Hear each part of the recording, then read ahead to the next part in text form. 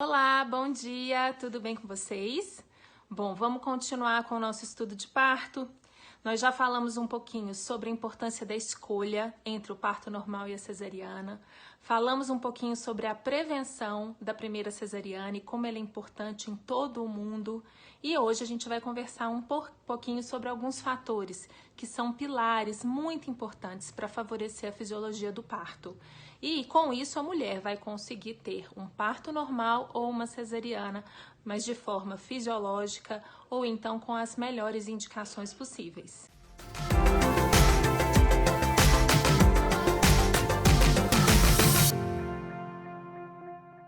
Bom, a primeira coisa que a gente vai conversar é sobre a questão do parto humanizado e depois um pouquinho sobre a equipe multiprofissional. Bom, em relação ao parto humanizado, gente, eu já inclusive fiz um vídeo no IGVT, acho que vocês já devem ter visto, sobre o que é o parto humanizado. Bom, eu vou resgatar um pouquinho isso na memória de vocês, só para a gente começar a entender sobre o que a gente está conversando. Bom, muitas pessoas falam assim, não, o parto humanizado é aquele parto na água, com a luz azul, lindo, que o bebê sai naturalmente, que eu não tomo anestesia, que eu não faço nada e que eu não tenho nenhuma laceração no períneo. E é isso, esse é o parto humanizado. E não é isso.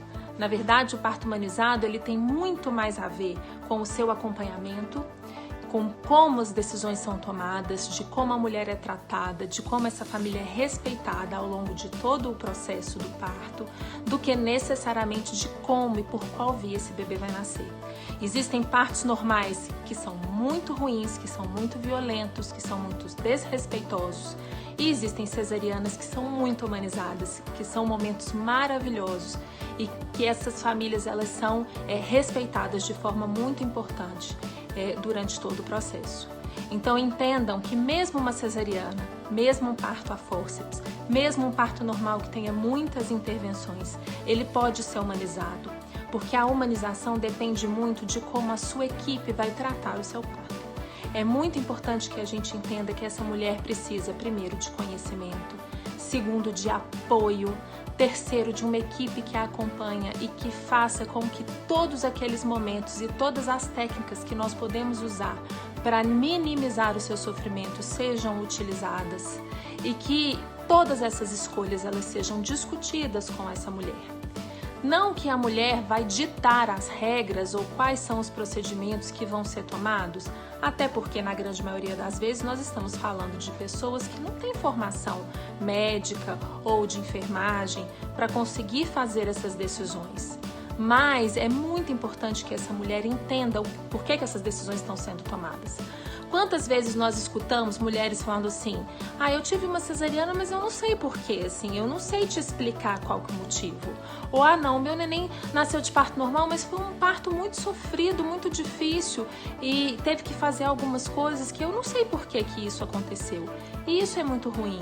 É muito importante que a gente mostre para essa mulher a necessidade de algumas intervenções ou não, que a gente explique para essa família o porquê que essas intervenções estão sendo necessárias, porquê que naquele momento aquele parto pode não estar sendo fisiológico ou não, quais são os caminhos mais naturais e com menores intervenções que nós podemos usar e que nós podemos tomar para que essas alterações elas sejam corrigidas.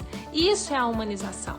A humanização não tem nada a ver com o tipo de parto, ela tem a ver sim com as escolhas que nós fazemos, com como a gente conduz esse trabalho de parto, com o respeito a essa família, as escolhas dessa família e as vivências dessa família.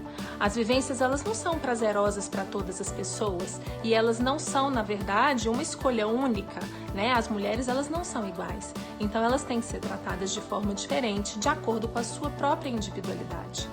Isso é a humanização, ok? E hoje, gente, o mais importante, aí eu vou entrar no outro assunto da equipe multiprofissional, a maioria dos estudos do mundo nos mostra que o sucesso do parto normal, ele está muito associado com o trabalho em equipe. A equipe multiprofissional, ela é muito importante. Hoje nós falamos de 3 profissionais principais que estão ligados naquele momento exato do parto.